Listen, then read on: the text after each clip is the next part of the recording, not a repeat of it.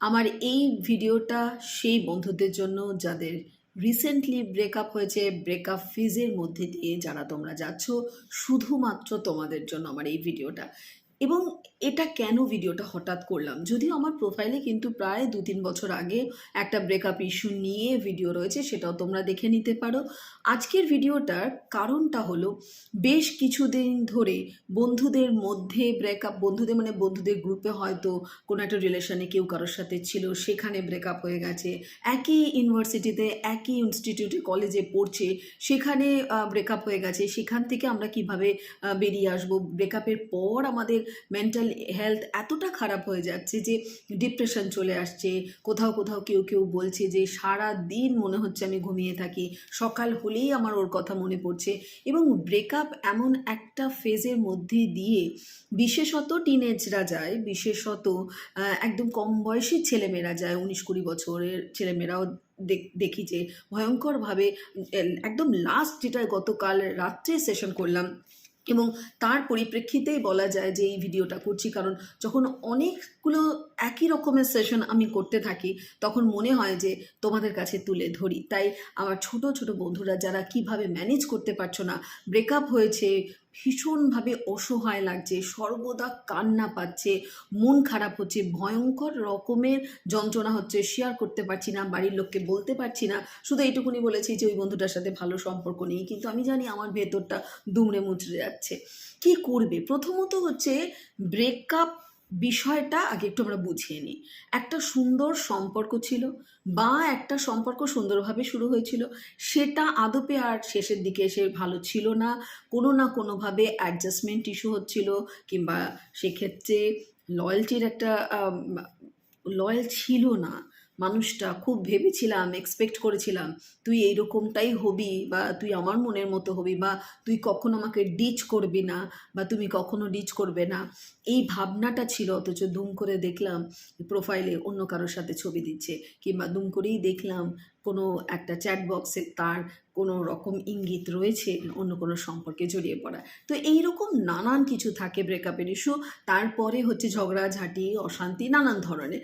টিনেজের পিরিয়ডে বা ছোট বয়সে ব্রেকআপের একরকম থাকে, ডিভোর্সের ব্যাপারটা আলাদা থাকে। আমি অনেকে বলেছেন ডিভোর্সের পরে বা ওই সময়টা, ডিভোর্সের সময়ে যে কঠিন একটা জার্নি থাকে, সেটা কীভাবে সামলাবো, অবশ্যই আমি পরবর্তী সময় আলোচনা করব, সেটা নিয়ে আমার মাথায় রয়েছে। আপাতত তোমাদের জন্য এই ভিডিওটা। প্রথমত বুঝতে হবে যে ব্রেকআপ সে যার তরফ থেকেই হোক না কেন, সম্পর্কটা যখন আর এগোনো যাচ্ছে না, তখনই তো হচ্ছে কেউ একজন ডিসিশন নিচ্ছে যে না, আর চলবে না, এখানেই আমরা ডিসকন্টিনিউ করছি, আমি কন্টিনিউ করতে পারছি না। যেই করুক না কেন, প্রথমে তোমাকে এটা মনে রাখতে হবে যে তোমাকে এই তার ডিসিশনটার প্রতি একটা রেসপেক্ট জানাতে হবে। হ্যাঁ, এটা ঠিক, অনেক সময় আমরা একটা যথাযথ ক্লোজার হয় না, বা যথাযথভাবে এন্ডিংটা হয় না।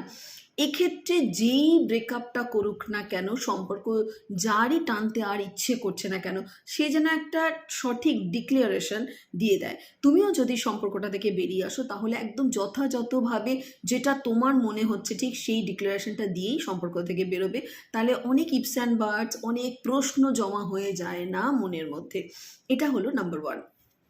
আর 2 নম্বর হলো যে ব্রেকআপ মানে সম্পর্কটা এগিয়ে নিয়ে যেতে পারছি না, যেটা বলছিলাম, এই সম্পর্কটা কোথাও গিয়ে আটকে যেত, সেটা যত তাড়াতাড়ি সম্ভব যখন বেরিয়ে এসেছো, ভেবেছো বা বেরিয়ে আসতে পেরেছো, বা সে ব্রেকআপ করেছে, তাহলে নিশ্চয়ই তার পক্ষে ওই সম্পর্কটা টানা সম্ভব হচ্ছিল না।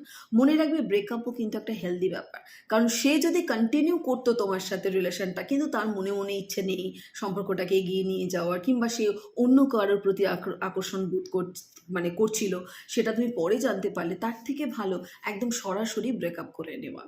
তো এই বিষয়টা নিয়েই আজকে জাস্ট 5টা বলবো যে এই ব্রেকআপ ফেজে কি করতে হয়, কীভাবে করলে তুমি মেন্টালি ভালো থাকতে পারো, আর কি কি বিষয়গুলো করো না, বা করবে না তোমরা, যাতে তোমরা মেন্টালি কোনো রকমভাবে আনহেলদি একটা কন্ডিশনে পৌঁছে না যাও, ডিপ্রেশনের শিকার না হয়ে যাও, স্ট্রেস না ফিল করো। আবারও বলি, প্রথমেই যেটা মনে রাখবে সেটা হলো ব্রেকআপ মানে স্ট্রেস, ডেফিনেটলি। কারণ এতদিন গুড মর্নিং থেকে, গুড নাইট থেকে, মিস করা থেকে, ঝগড়া করা থেকে, সবটার মধ্যে যতটা না ভালোবাসা ছিল, তার থেকে অনেক বেশি ছিল কিন্তু হ্যাবিট, অভ্যেস।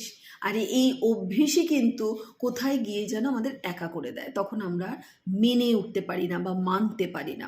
হঠাৎ করে তোমার যে কোনো একটা হ্যাবিট, ধরো কি বলবো, তুমি চা খেতে ভালোবাসো, হঠাৎ করে তুমি দেখলে তোমার বাড়িতে পুরো চায়ের সিস্টেমটাই বন্ধ বা কফির সিস্টেমটাই বন্ধ, কিংবা একটা লাঞ্চ, আমাদের তো এগুলো হ্যাবিট, তোমাকে আর লাঞ্চ দেওয়াই হচ্ছে না বা তোমার লাঞ্চ করার মতো আর সেই সুযোগটা নেই, প্রতিদিন লাঞ্চ স্কিপ করছো। এই যে একটা হ্যাবিট আমাদের হয়ে যায়, আমাদের ব্রেন একটা মানে একটা সাস্টেনেবল জায়গায় বিলং করে, সেইখান থেকে ধুম করে অফ হয়ে গেলে না আমাদের ব্রেনের কন্ডিশনটা এমন হয়ে যায় যে সে আর মেনে নিতে পারে না। তাই ভালোবাসার যেটা সূত্রপাত হয়, অনেক বেশি ঘনিষ্ঠতা, অনেক বেশি কথা শেয়ার করা, কিছু হচ্ছে বাড়িতে গেস্ট আসছে, লিখে দিচ্ছে এখন চলে এসছে রে গেস্ট, এখন আর কথা বলতে পারবো না তোর সাথে, এই যে ছোট্ট একটা কথা বলে দেওয়া, অর্থাৎ অলওয়েজ তার সাথে আমি লিঙ্কে থাকা, অলওয়েজ তার সাথে আমি যুক্ত হয়ে আছি, এটা ব্রেকআপের পরে সব থেকে বেশি কষ্ট দেয় এই হ্যাবিটের জায়গা থেকে। তাহলে আমরা প্রথমে জেনে নিই কী কী করবো। হ্যাঁ, 5টা মনে রাখো, তাহলে তোমাদের খুব সুবিধা হবে। প্রথম কথা, যদি ব্রেকআপ হচ্ছে মানে সম্পর্ক থেকে বেরিয়ে আসছে, এই হ্যাবিটটা থেকে বেরিয়ে আসতে হচ্ছে, এবং এটা ফোর্সফুলি হচ্ছে, কখনো কখনো তোমার দিক থেকেও হতে পারে, কখনো তার দিক থেকেও হতে পারে। তাই মন খুলে, যদি মনে করছো কারোর কাছে কাঁদতে হবে, কেঁদে নাও।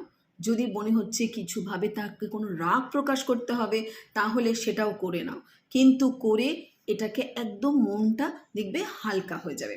মানে অভিযোগ, মন খারাপ, কান্না, এগুলো যা যা জমছে মনের মধ্যে তখন তখন সেরে ফেলো। 2 নম্বর কি করবে? 2 নম্বর হলো যখন মন খারাপ হয়ে গেল, কান্নাকাটি হয়ে গেল, একটা ফেজে এসে দেখবে চোখের জল আর পড়ছে না, তখন কি করবে? সব জায়গা থেকে মানে কি হয় জানো, ফেসবুক, ইনস্টা, আরও অনেক কিছু হয়, সব জায়গা থেকে সব মানে সমস্ত প্রোফাইল থেকে তাকে ডিলিট করে দেবা। ঠিক আছে, এটা একদম মন দিয়ে কিন্তু করতে হবে, কারণ বারবার খুঁজখুঁজ করে তাকে দেখার যে অভ্যেস বা তার দিকে উকি মারার যে অভ্যেস, এটা কিন্তু চলবে না। তাই সব দিক থেকে তাকে ডিলিট করে দিতে হবে। তোমার মোবাইলেও যত ছবি টবি আছে সেগুলোও তোমরা ডিলিট করে দেবে।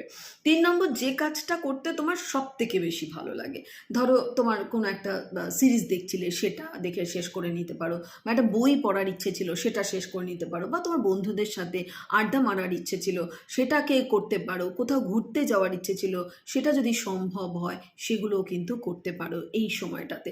অর্থাৎ ফোর্সফুলি এই সময়টা নিজেকে খুব বেশি ভালো না লাগার কাজের মধ্যে নয়, ভালো লাগার কাজের মধ্যে, হবি হতে পারে, হয়তো সারাদিনে তুমি তোমার হবির জন্য 1 ঘন্টা সময় দিতে, এখন তুমি 3-4 ঘন্টা সময় দাও, গান বাজনা হোক, আঁকা হোক, বা জিম হোক, মানে ওয়ার্কআউট করা হোক, হোয়াট এভার। 4 নম্বর হলো, এটা মনে রাখতে হবে যে যতক্ষণ ধরে, যতটা সময় আমার হ্যাবিটটা ছিল, এই হ্যাবিটটা আমি অন্য কিছুতে আবার গড়তে পারি কিনা, অন্য কোনো মানুষের সাথে নয় কিন্তু, অন্যভাবে অন্য কোনো ভালো হ্যাবিট আমি গড়তে পারি কিনা, কারণ এই হ্যাবিটটাই আমাকে ওই কী করছো বাবু, সোনা বাবু, ডিয়ার বাবু, ইত্যাদি ইত্যাদি যা যা আমরা করতে থাকি, মানে এই বয়সে বিশেষত তোমরা যা যা এই সময়টা করো, অনেক বেশি সর্বদা যেহেতু হাতে ফোনটা থাকে, এতটা আমরা একে অপরের সাথে যুক্ত হয়ে থাকি, এই কষ্টটা হলো ব্রেকআপের সব থেকে বেশি এই জায়গাটায় হয়। তাই দেখো তো অন্য কোনো হ্যাবিটে নিজেকে পরিবর্তন করতে পারো কিনা, অন্য কোনো হ্যাবিট কিছু দিনের মধ্যে গড়ে তুলতে পারো কিনা, অন্য কারোর সাথে কথা বলছি না, অন্য কোনো হ্যাবিট। 5 নম্বর কি? 5 নম্বর হলো, নিজের মনকে এভাবে এবারে গাইড করতে শুরু করে দাও, বা যখন কান্না থেমেছিল তখনও করতে পারো। এটা 5 নম্বর পয়েন্ট, যে কোনো কিছু যদি টক্সিসিটির মাধ্যমে এগিয়ে যেত, তার থেকে অনেক বেটার ছিল ব্রেকআপটা হয়ে যাওয়া। এবং একদিন না একদিন, কিছুদিন পরে মন কিন্তু এটাই বলবে, খেয়াল করে দেখো, যে ভাগ্যিস কেটে গেছে, ভাগ্যিস সম্পর্কটা থেকে বেরিয়ে আসতে পেরেছিলাম, নাহলে না জানি জীবনটা আমার কেমন হতো, না জানি আমাকে এত কিছু সহ্য করতে হতো।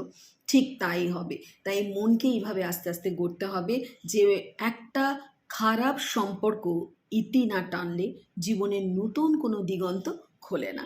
এবং দেখবে আস্তে আস্তে এটা তোমার অনেকটা তোমার মনকে শান্ত করবে। তবুও বলবো, ব্রেকআপের সময় কিন্তু মন টন খারাপ হয়, এটা নর্মাল, এটার জন্য তাড়াহুড়ো করে লাভ নেই, একটু সময় নিজেকে দিতে হবে।